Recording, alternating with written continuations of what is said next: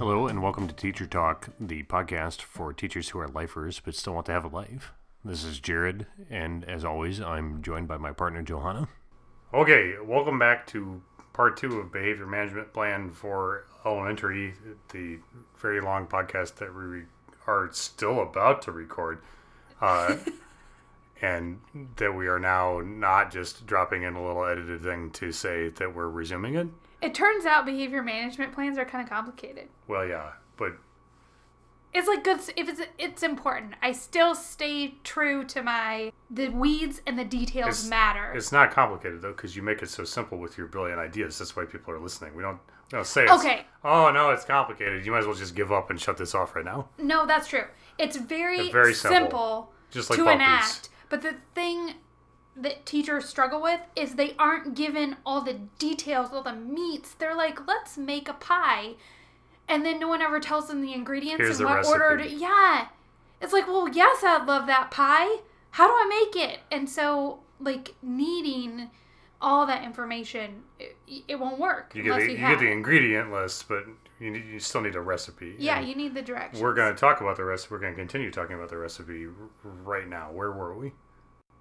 What's next then? If they just sit obstinately and be like, no reflection.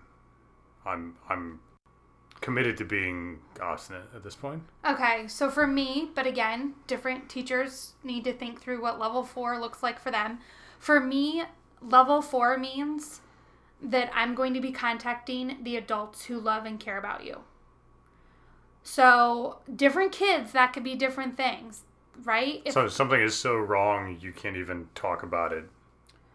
So now you're upping the stakes almost in a way. It's like either you're just misbehaving to misbehave, in which case it's time to call your bluff in a way, or something really is wrong that you don't even want to say it, in which case we actually do need to escalate it. Either way. Right. If they're a student that, has a family network at home, that's who I contact. Teachers, really whoever I think loves this child and is invested in this child, that's who I reach out to. But again, I just say, so the kid refuses to go to the Peace Corner, I go back and say, level 3, the expectation is that you go to the reflection desk and fill out a reflection so I can hear you and listen to you. If you are unwilling to go to the reflection desk, then we are going to level 4, where I need to contact the adults who love you. I'll give you some time to make your choice. And again, I walk away. I cannot control what the child picks. I walk away. So level 4, again, calm, fair, consistent.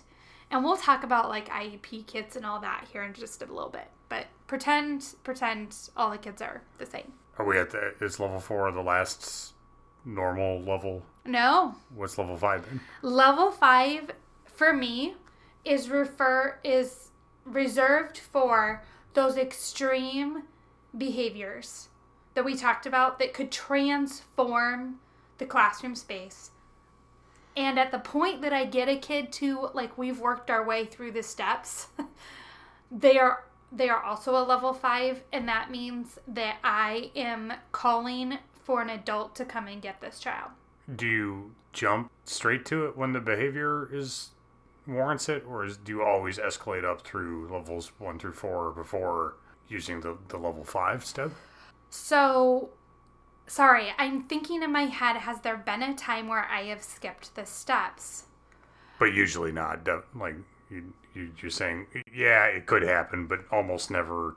There have been times where I have had a student who had a behavior IEP that did go from 0 to 60, and we did go straight to level 5. But there was already an adult in the room with that child whose job it was to have that sort of intervention. Right. Yeah. And I know a lot of schools, I know a lot of teachers are taught to remove all the other students. That's just personally not what I have found to be effective or in the best interest of the child or the best preventative measure, right? Because we're not doing a behavior analysis. We're not trying to determine what caused the student to behave this way. But if they go from 0 to 60, in my experience, a lot of it tends to be attention-seeking behaviors. And there's nothing like getting attention than all my peers. I then instantly got the attention of every single peer because every single one of them had to leave. And then I got the attention of all the adults who came into the classroom, and I just think it's best that they leave, not the class leave. Yeah, but my school protocol says that's how we have to do it. And it's not that I'm suggesting that people go against their school protocol. But when it's close to your advice is when something is close to a thing or sort of like a thing that the protocol would require having all the students leave the classroom, don't just jump to that because obviously that's the best solution because that's the protocol for a slightly more extreme example. That's a last resort thing when the protocol requires it. In my experience and from what I have observed, it kind of goes like this. A teacher can tell we're getting close to desk throwing. A teacher calmly tells all the other kids to line up, and then the student starts throwing desks. Right. It's not what you would... And I get why teachers do that. But when you know that the desk throwing is coming, instead of saying all the other kids line up, have the adult take the kid out of the room. That's not a violation of what you're supposed to do because he hasn't thrown the desk yet. Sorry, I gendered our troublemaker. It's weird. To be fair, it's pretty 50-50, I feel really? like. I do. I mean, because there's such, they're such just little kids. puppies. Yeah. They're little puppies. Later on in life is where you have the difference between the female brain and the male brain in a way that tends to have more desk throwing from the men. Maybe. I would still argue that's not always true. But I wouldn't say it's always true. I mean, but there's testosterone and then there's slower cerebral cortex development that leads to much poorer inhibition control on average among post-pubescent males. Sure. Okay. So I realize that there are a couple of things when we get to level 5. Is one, no one is unsafe. Right? If it was unsafe, then absolutely I would be removing the other students from the class. But I'm trying to go before the unsafety happens. And I am probably realizing that every time I get near that student, they are upping their behaviors just a little bit. Okay, so I potentially, if I get to a level 5, I tend to find that I'm the catalyst. So if I remove myself from the student, they actually don't escalate themselves. And if I just go to the phone, and it's not a question. It's not, Susie is being disruptive and I need someone to come get Susie and the entire class hears me. Because again, that's just the catalyst, right? That Instead, I say, I need an adult to come to my classroom. And I don't leave it up for questions. I don't care if the person who answers is like, well, what adult's going to come? Well, I guess it's going to be you because I just said an adult needs to come to my classroom. This is a really rare thing. I would say in some circumstances, I can go a whole year without this happening. But when it happens, I need an adult to come and I need them to come right away. And then when that adult comes, then I can tell them what I want. Susie needs to go get a drink of water and she needs some one-on-one adult attention. This adult has no information about the poor choices the child has made before now. This adult is 100% being told they are on the child's side. And this adult is going to go with a smiley face and they're going to be the bridge to salvation. And I don't know why, but the kid always goes with them. That's some Eddie Murphy pointing to his brain meme stuff right there. Because I don't know what that is. It's a meme. Okay, I'll show it to you later. Okay. Eddie Murphy's pointing to his brain, and he's got kind of a knowing look on his face, like Eddie Murphy does. But yeah, like duh, like that would work because there's nothing to escalate then, because the person that they're with now doesn't even know or care what happened, right? Right. So it's like you're automatically reset, there's no, because there's no point in committing to your escalating bad behavior to get a reaction, because this person's like, oh, I don't know. And from the kids' perspective, what did you do? I don't know. From the kid's perspective, they've won. In that particular moment, the kid does feel like they've won. And it takes a lot as a teacher to let that kid feel that way. But you have to realize But you won because you didn't clear the classroom? Yeah, you're at a level 5. You have a child who is going to throw something soon. You have a child who's going to break things. You have a child who's going to prevent learning potentially for the rest of the day. And then that's going to affect what you're going to have to do the following week. And that's, you have won. This was not going to go well. And now none of that happened. All right. Okay? Now, of course, all of this is practice. Yes. It's all practiced because these are not secondary kids. These are little puppy dogs that they, for all intents and purposes, aren't completely in control of what has happened. Right.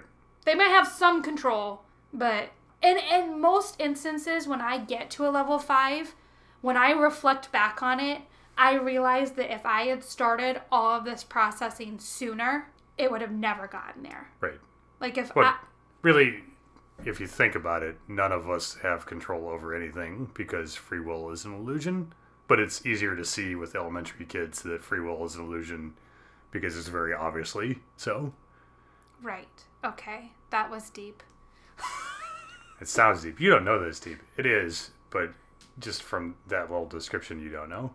Okay. But if you practice, I should really point out, it's really rare if you have a classroom that is a bunch of puppy dogs and you practiced it a whole bunch, and anytime the wheels come off a little bit, you re-practice.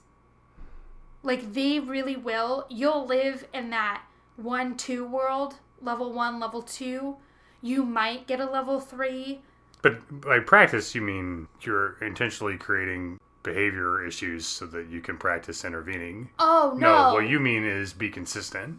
I'm consistent. The kids see I'm consistent. But also, we say, hey, let's play a pretend. Who wants to be our friend today that's struggling with behavior? And then we as a class vote on what level is this friend going to show us today? And then we'll vote let's have them show us what level 3 looks like. And so we'll practice how they should have chosen level 1, and then we'll play pretend. And this is really short. It only lasts 2 or 3 minutes. You're already really gentle with all of your interventions as far as not having stigma attached to them as, quote, punishment. No one likes being punished in front of everyone. Right. None of this is labeled as a punishment. Right. And even though it sort of kind of is, but you're already doing quite a bit of work to make sure that they don't have a reason to react to being punished. But you're just completely play acted who wants to be the person with the behavior problem today also probably goes away towards destigmatizing it, because obviously that person didn't do anything wrong. We're just modeling that this is just what happens. It's not a punishment at all. Right. And how I label it is what I say is we do hard work in this room. We do hard work and hard learning, and when you're doing hard work, it causes you to feel emotions. Yeah, you're going to get frustrated. You are going to get frustrated. That is going to happen, and that is okay, and this is what we do. Smart. Okay. I should say this, though. You talk about, I feel like teachers are well, they're just all going to go sit in the peace corner. Okay, so let's talk about some truths, logistical truths. Number 1, you're right. In the beginning, they're all going to want to try out the peace corner. Why? Because some of them are going to inherently trust what you say, and others aren't, and they have to see if it's true. Okay. So you got to just let them play with it, right? You don't kick them out of the peace corner. Keep the peace corner boring. Do not engage with them. Remind the other students not to engage with them. And let them practice. 2, natural consequences. If you spend all of a math test in the peace corner, I'm not going to stop that. But now you won't be able to have recess because you need to do your math test. So we also, as a part of the practice, include that in the pretend. So in my classroom, you don't go Peace Corner back to your seat. You go Peace Corner teacher help desk. So same with reflection. You go reflection chair, teacher help desk. Which is like you're onboarding back into the class to make sure that you're... Whatever you just missed, you're now going to need to do. And this is where you might learn your consequences. Right? And if I'm busy, you're going to have to wait. And you can go back to the Peace Corner if you want, or the reflection desk if you want. But we practice. Now, after a leader feels frustrated, are they going to get help by the teacher right away? Nope. And for me in my classroom, I have take a number. So they're used to like going to my little take a number, like the meat counter. Yeah. And they take a number, and then that calms them down. Holding that number really calms them down. I'm number 3. She's going to help me 3rd. I sit here and I wait till she calls my number. And as long as you practice that a natural consequence is going to happen, kids don't get mad. Because now they're calmed down, and now they can be logical and rational and realize. And if they don't, then they go back into the Peace Corner, right? You're angry that you're missing your recess. Go ahead to the Peace Corner. Calm down. Like, I don't say it that way, because that would escalate. Right. But you follow the same routine. Like, oh, Peace Corner number 2. Okay. Yeah. So natural consequences, right? Only natural consequences. The last thing I need to comment on is special education / differentiation. Yes. Okay. This is important because you're going to be like, well, Johanna, this works for all my kids, but... Yes. Okay. Allie. Allie can't have this plan. She has a special IEP. Da-da-da-da-da. So I would say, if possible, if you have a classroom where you are with your students a long period of time, everything I just described, it is helpful to have the students come up with the rules, the expectations, and then the procedures. And you can give them information, you can give them little teaching that helps them come up with the idea of, oh yeah, let's have a Peace Corner, right? The more you can make it a community choice, like, the better. It's just not all teachers have the time or the administrative support to do that. The second thing is, if you know you have a student who can't have what we just described, then tailor what is true for everyone so that it incorporates and includes what you're required to do for that student, because consistency is key. Every kid needs treated the same. Now, the Peace Corner can be a different place for every kid, right? You don't have to. The Peace Corner is about taking a break. Mm-hmm. So if a kid doesn't want to go for mine under the table, they don't have to. They can go get a drink, right? Those are my 2. But if another kid's supposed to go and take a break in their classroom, then that's their Peace Corner, right? Create a plan that can apply to every kid, so they're all consistently the same. Yes. Tier 1 sports are always first, and then the IEP is meant to help prevent the use of Tier 1, right? Like, if a kid has a break system, that's great. You still use that. But that's supposed to prevent a kid from needing to use the Peace Corner in the first place. Sure. Okay. That's a lot of information. Yes. How are we going to recap it? Let's recap it. Okay. Go for it, Jared. You're going to think about the things that are going to go wrong all the time. Not even really wrong, because they're puppies. They'll come back from recess and want to talk. Stuff like that. Yep. You got to think about the things that will disrupt the class's learning when they do happen, if they happen, because they probably might, like someone just pitching a fit and throwing their stuff on the floor. Right. You're going to, so once you have those things written down, now you can recognize instead of react, because it's, I'm observing this behavior that I had a plan for, and so I will execute my plan rather than just react to it and be mad that someone is throwing a fit. Right, because we didn't even talk about this, but you as a teacher get to feel emotionally calm because you have this plan. By the way, this plan needs to be posted big, large, and in charge in your classroom. It will keep you consistent. So, level 1. Level 1. Kids are empowered to excuse themselves to the Peace Corner. Or to take a break of some kind. Yep. So they know that if they get frustrated, which they're going to because they're working hard, Yep. that they're allowed to do this and it's not a punishment. Correct. Level 2 is you're going to remind them, essentially. So you're frustrated because that you weren't able to use the red paint. What do we do in our class as a leader of our learning? What do we do when we're frustrated? Perfect. And even better is to not even have that conversation. Just hold out a hand. And if it's practiced enough, You just hold out your hand. the kid will take your... And then they'll shake, and then they get a treat. No, they'll come with you to the peace corner. Yeah. That's level 2. Yeah, and I'll even get in there underneath with them. Level 3 is reflection, or did I miss one? No, reflection. Yeah. Uh-huh. So if they're refusing the peace corner, something is wrong, Yeah, something's on their mind. and you're essentially inviting them to explain why they feel so upset or what's wrong separate from what happened that's causing them to be unhappy. Right, and I didn't mention this, but once they fill out that reflection, we talk. The kid gets that one-on-one attention that they might be craving. Weren't you ever a debate? You're not allowed to add new arguments in closing arguments. This is against the Lincoln Douglas Sorry. rules. What would Stephen Douglas think? Uh-huh. Okay.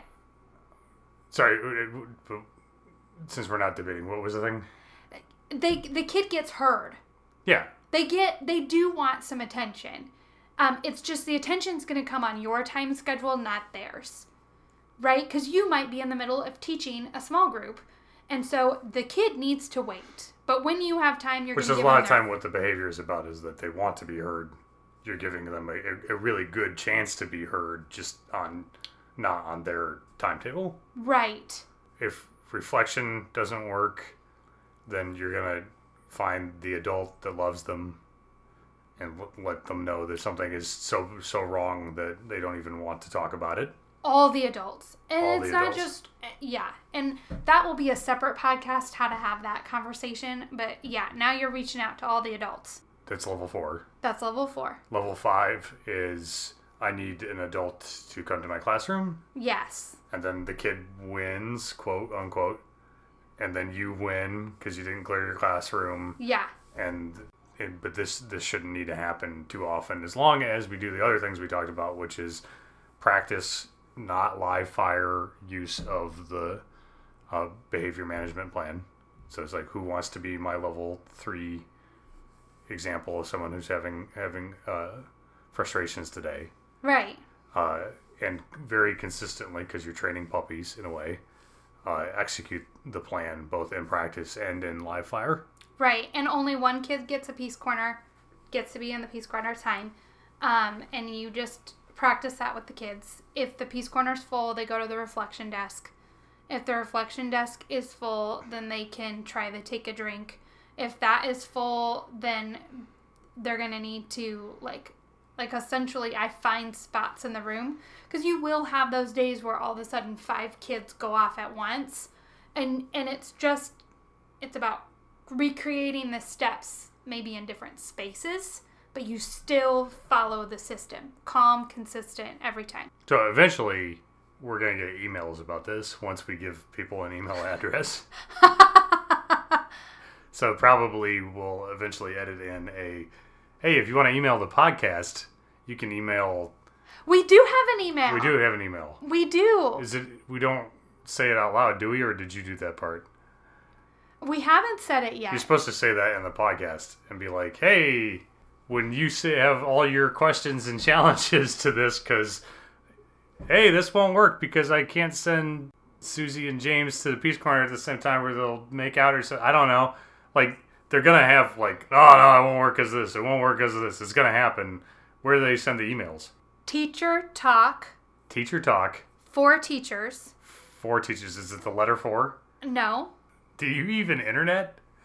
I guess I should have had a 4. We should probably get both of those. Can we get both of it and have them forward Teacher Talk? I will work on the other one. Numeral 4 for teachers. Don't do that yet, though. We'll confirm that I can get that one. By the time you hear this, we'll also have Teacher Talk, numeral 4 teachers. Teacher Talk for teachers. But FOR. at gmail.com. At gmail.com. Teacher Talk for Teachers. Teacher Talk, FOR Teachers. At gmail.com. Or probably, we don't know yet at the time of this recording, Teacher Talk, numeral 4, Teachers at gmail.com. Thank you, Jared. Thank you, Johanna. Thank you for listening to Teacher Talk, the podcast for teachers who are lifers but still want to have a life.